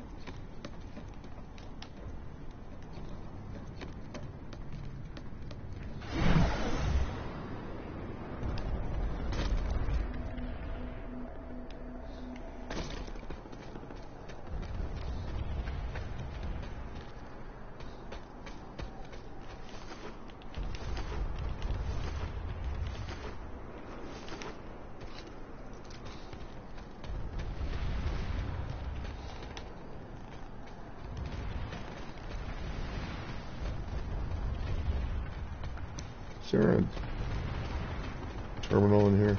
No. Okay.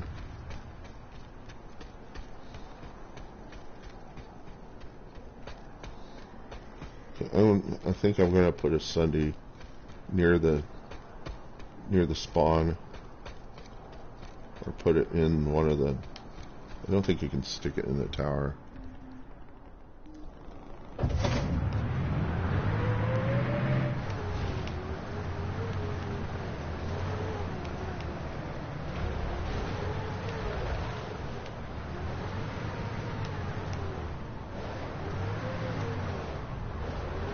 Oh, one second. This is the wrong way. I want to put it over here. So you put it fairly close to the spawn. And it's best if it's somewhere like this, because then it's like, it's not where they expect it to be.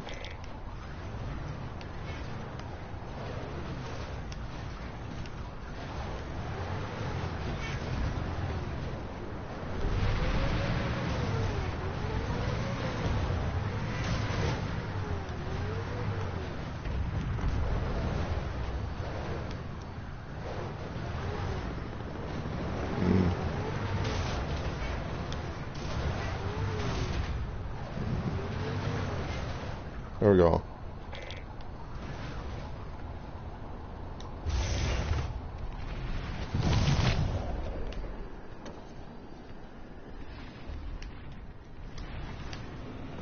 No, I know they're probably just going to watch my stream come out and take it out, but, you know.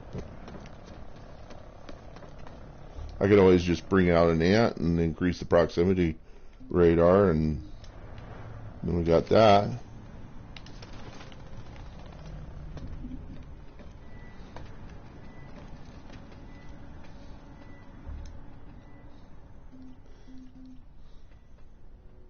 See, put some proxy mines up there.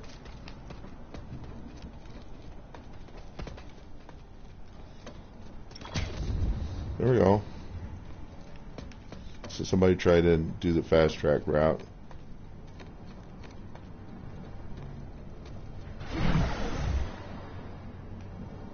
Which I was expecting they would. Oh, you know what?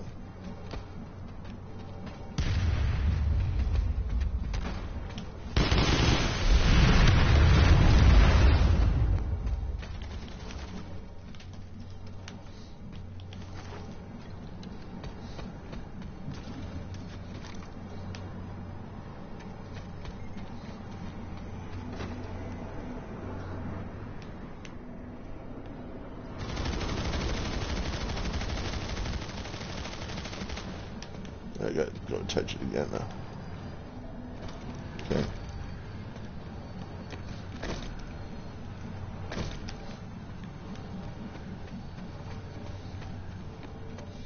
Sounds like there's an air vehicle, which is not good for you because I can slingshot up to and see for it, the Valkyrie. So I just need to figure out where he is.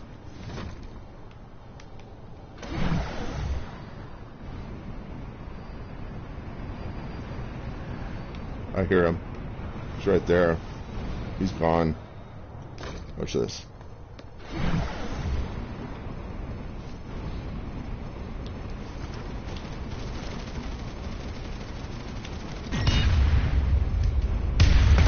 It's gone. See, the reason why they put the Valkyrie out is because they need the radar.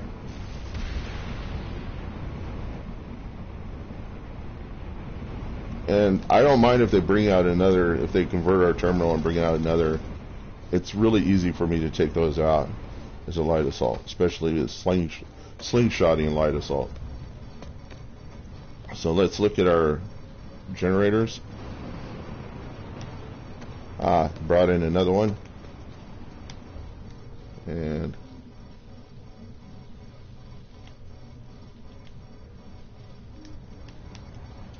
okay, my Spitfire's gone. Let's see what I can do here.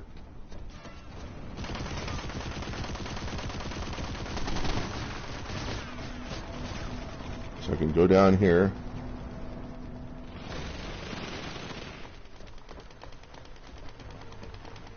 Pop up here.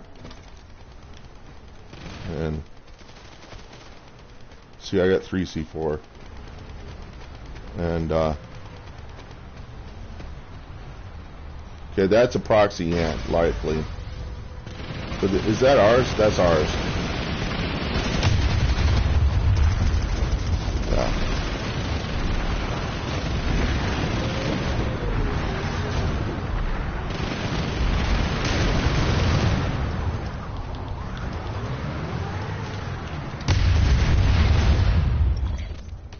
Yeah.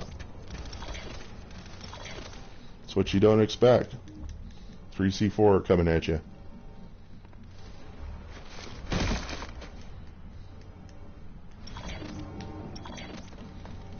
And now I need to go and fix some stuff.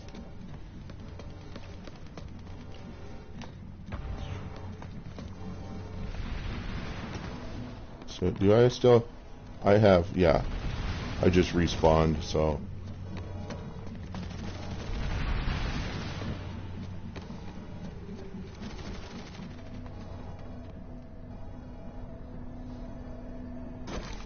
The thing that they need to realize is they're not going to get it now that pretty much our entire team is here, or we got like a couple of squads doing this.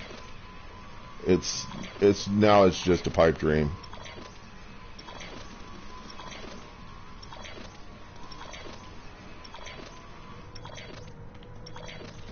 Now it's just kind of like, fuck, we're gonna lose. We're gonna lose. Fuck it. We're gonna go. We're just gonna make this the battle because, you know. We're just, you know, it's a cert farm now.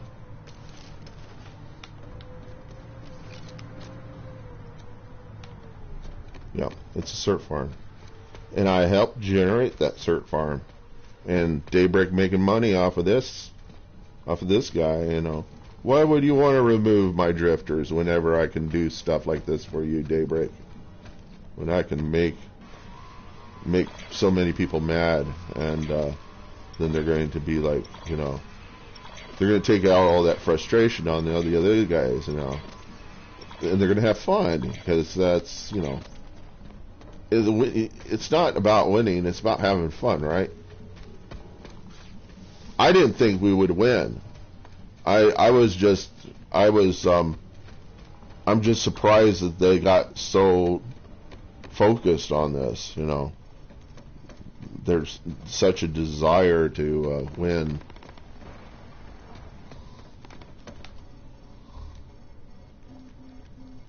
Okay. And I'm learning stuff about myself through this too, because I can understand this has happened to me in my life. I got so focused on one thing that I've lost the complete picture of what life's about. And this game is really just to compensate for lack of success elsewhere. I mean, it is the truth. I can't deny it. It is the truth. It doesn't lack in the size of the dick, and that doesn't matter anyhow. Probably playing games is not a good thing, but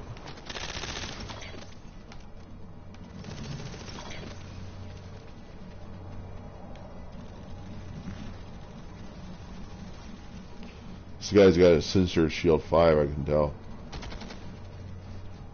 I do too.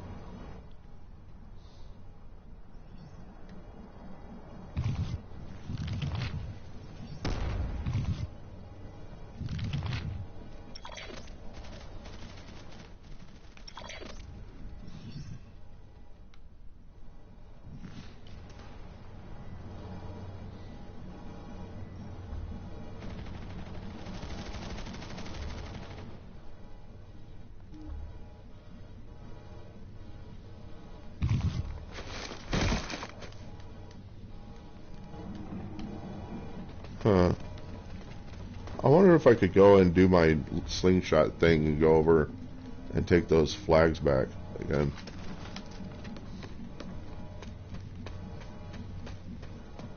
Because they need about a minute. That's about all I need in order to go back and get those.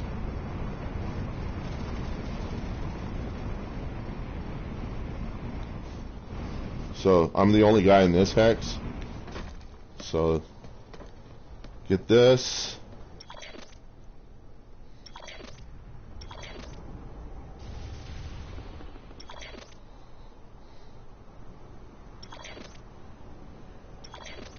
Okay, jump back. Get the other. And then they can't then they can't take the main point.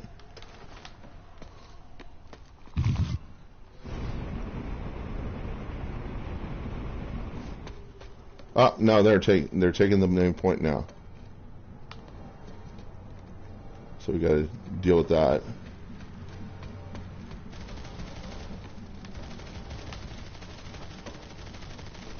Oh, let's have some fun because they're probably mining that upper. I'm going to check if all else fails. That I'm getting pretty much all their mines out of there because they're going to put mines. And the other thing EMPs do is it gets rid of your personal shield. So your personal shield's gone. You make you an easy target.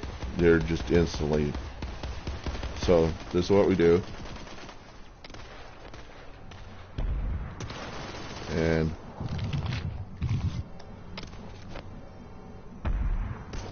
yeah,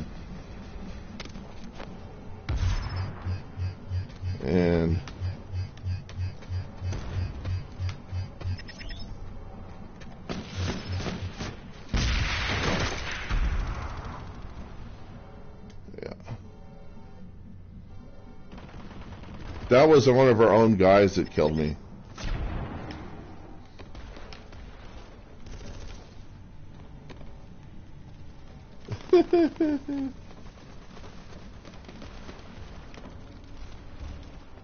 Okay.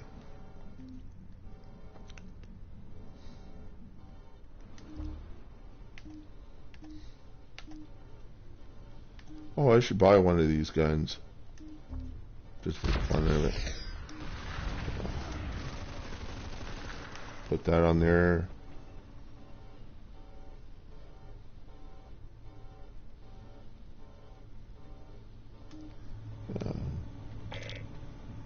I can't afford it, but I got the gun.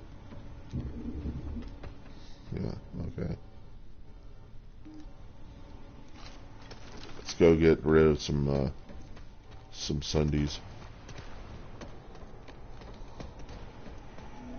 Because I still got the springboards for 4 minutes. Might as well do that.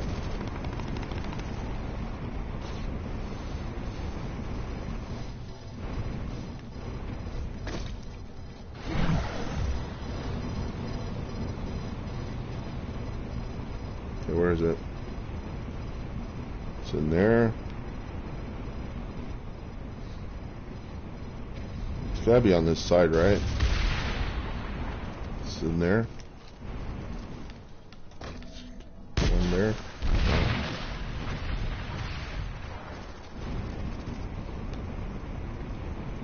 Okay, now it's going the other direction. Look at that.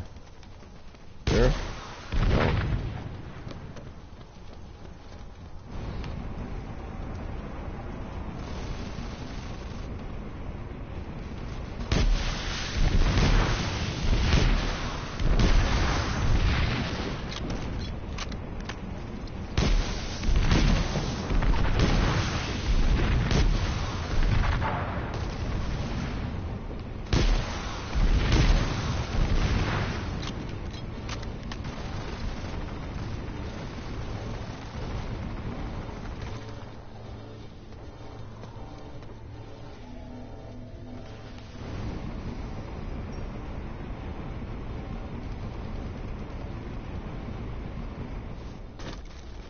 Oh, there it is.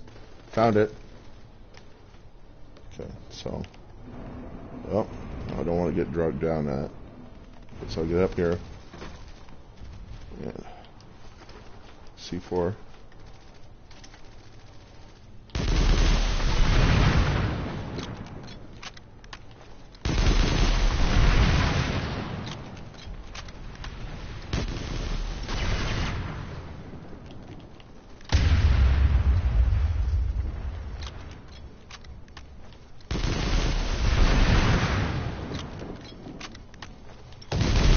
There it goes.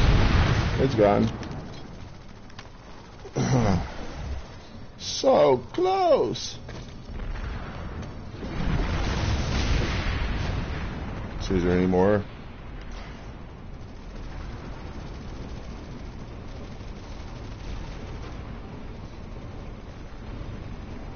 I could probably need to refresh mine.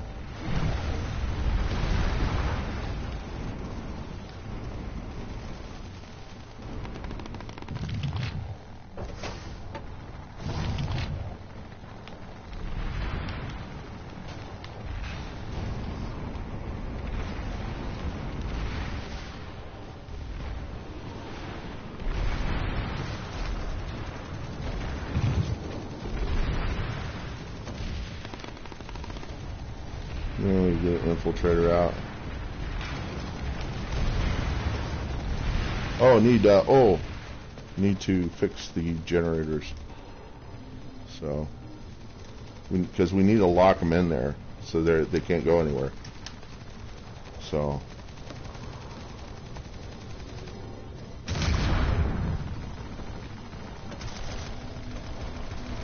And if you want to make it really bad, if you really want to stick it to them, you put in there, you say, good game.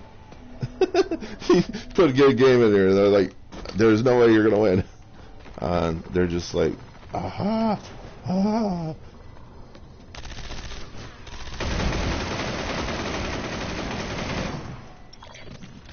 Aha. Uh-huh.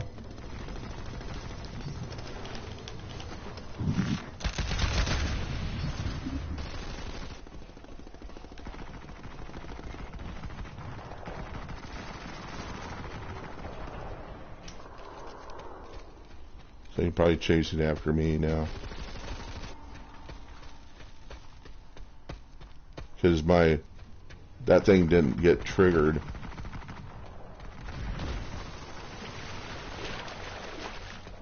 Do I have any proxies with me? Oh, I have C4.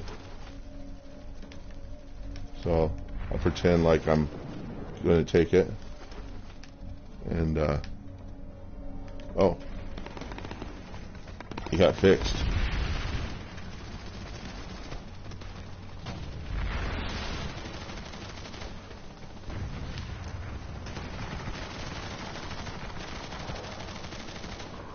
Okay. Now we need to put our, this is what we do now. Infiltrator. Because halfway through this, they can take our SCU. So the SCU is vulnerable now. And then we put this here. So they put the S.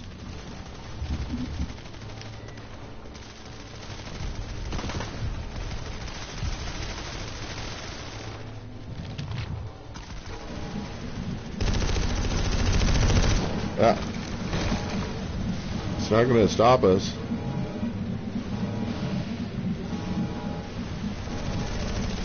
Yeah, this is where I would put in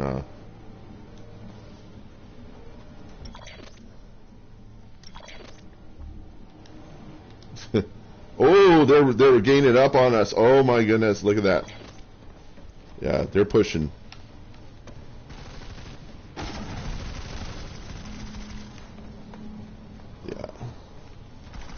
Yeah, we probably won't win it.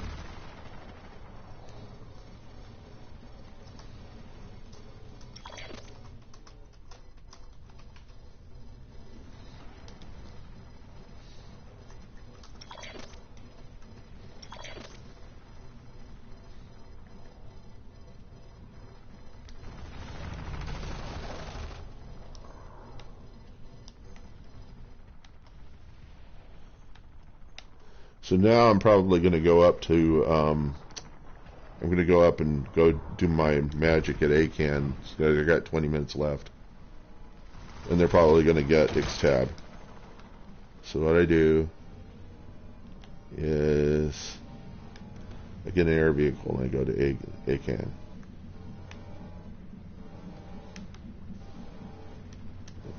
Go back to warp gate. It was a good cert farm.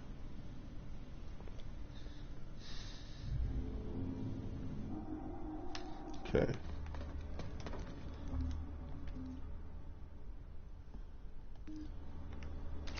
And this is where I'm sorry to do this, cut you off. Stop. There you go.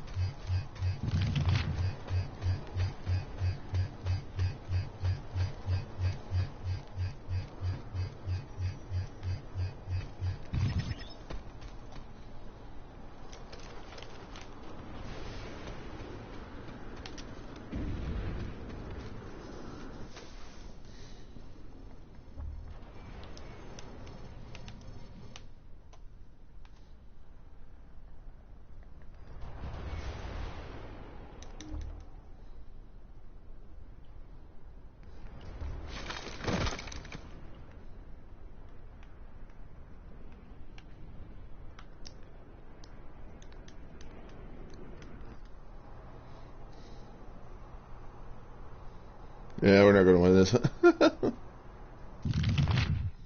Yeah. Tears deserves it.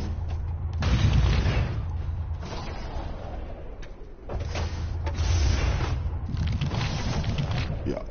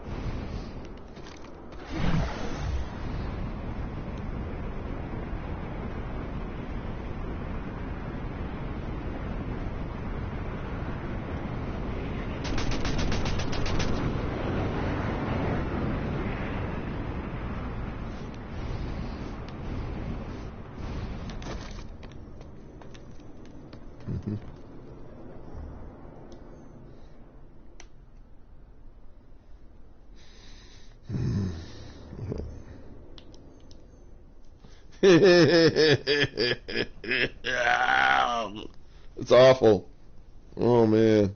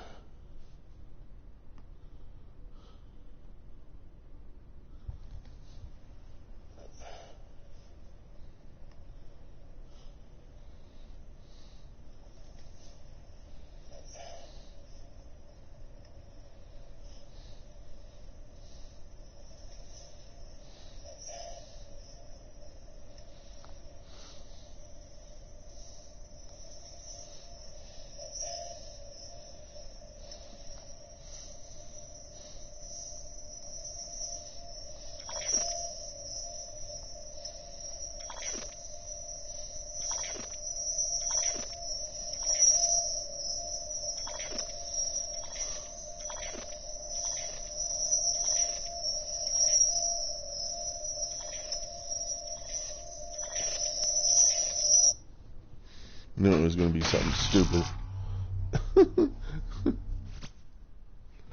Yeah. Well. Oh, was I broadcasting? I thought I turned the broadcasting off.